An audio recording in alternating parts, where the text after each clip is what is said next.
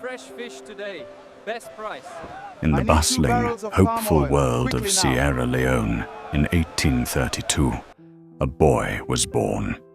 His name was James Johnson, and his first cries were heard not in a quiet village hut, but within the walls of an African Methodist church. This church wasn't just a building. It was a symbol of a new beginning, founded just 11 years earlier by Black American settlers who had crossed the ocean in search of freedom. That childhood memory of an African church, built and led by African hands, would become the guiding star for his entire life. For James Johnson, faith and identity were two sides of the same coin. He would later sum it up in a simple, powerful motto: God and my country. As he grew, Johnson was educated in the Anglican Church, and his deep, sincere piety became his defining trait. People couldn't help but notice. In Nigeria, they would smile and call him Holy Johnson. In the far-off corridors of the CMS headquarters in London, they spoke of him with a mix of awe and unease as the Pope of Nigeria. He was a man who commanded respect, a true son of West Africa, and he had a burning conviction. He believed, with every fiber of his being, that given the same opportunities, Africans were just as capable as anyone else. But he watched as European missionaries, however well-intentioned, clung to control. They built a church that was for Africans, but not yet truly of Africa. This well-meaning protection, he argued, was actually a cage holding back the full flowering of African leadership. He looked across the savannah and saw another faith taking root. Islam, he noted, was succeeding not by replacing African customs, but by embracing them. It spoke to the people in a language they understood. This was the lesson, the key that he felt Christianity was missing. His great cause arrived in 1861 with the native pastorate in Sierra Leone. For Johnson, then a young tutor, it was a small step, but a step in the right direction. He saw it as the first brick in the foundation of a grand dream, a truly independent African church, a church that would one day unite all African Christians, sweeping aside the imported European denominations. It would even create its own liturgy, carefully weaving in the good, the true, and the beautiful from traditional beliefs to create a faith that was authentically and deeply African. But his vision was even larger than a church. He dreamed of an African Christian nation. In this nation, the British administration would support the church, even declaring Christianity the state religion. To serve in government would be more than a job.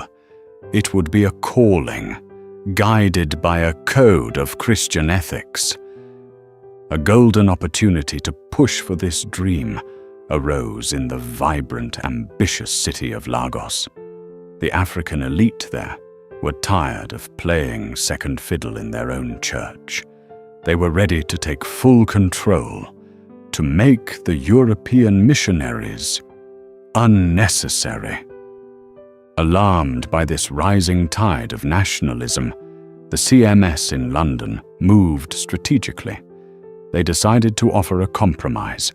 They would bring the less dangerous native pastorate scheme to Lagos, and who better to lead it than James Johnson himself? In 1874, he was sent to Lagos. The hope was that his leadership would channel all that nationalist energy into a safe, manageable stream, keeping it within the bounds of the Anglican Church.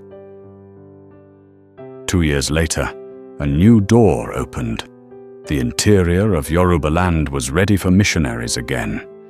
The old veterans, Townsend and Hinderer, understood something crucial. The times had changed. To truly connect with the local population, an African leader was needed.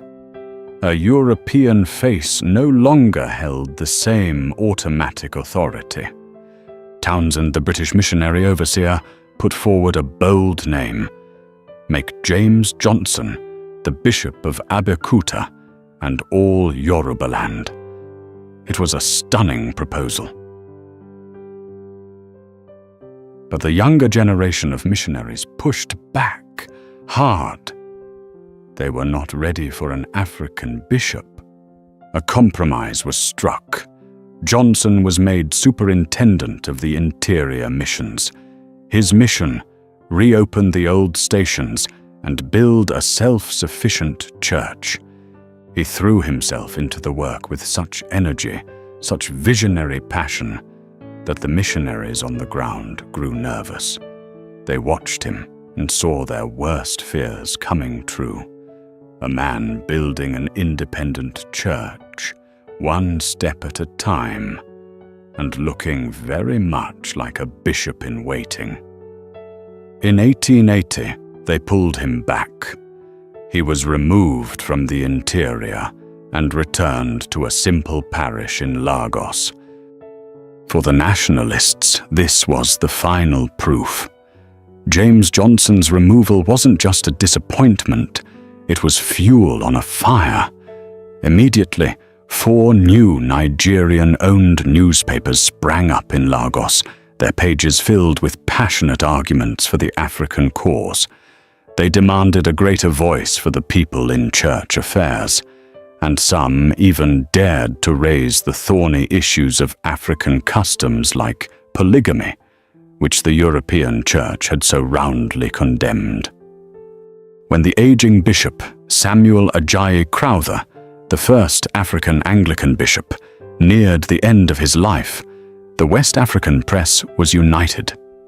There was only one man to succeed him: James Johnson. But in the hushed boardrooms of London, Johnson's name was dismissed. His qualifications were universally acknowledged, his piety beyond question.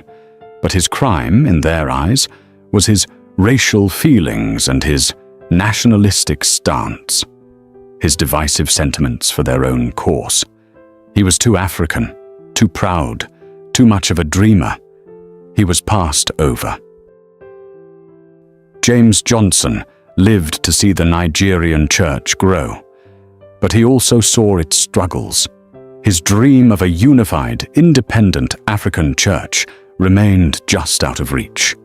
The later African churches that did break away would eventually grapple with the same questions he had raised, like the place of polygamy in a Christian society. They made their own choices, but often, as history notes, the difficult decisions came after the separation, not before. James Johnson, the man with a heart woven from faith and patriotism, died in 1917. He didn't live to see his African Christian nation, but he had planted a seed, a powerful idea that an African faith must, ultimately, be shaped by African hands. Today we can all testify to the fact that the Africans in West Africa, Nigeria, and even the old colony of Lagos are largely Christians and have a culture of Christianity woven into them. His story is a reminder that the greatest revolutions don't always happen in a single, dramatic moment.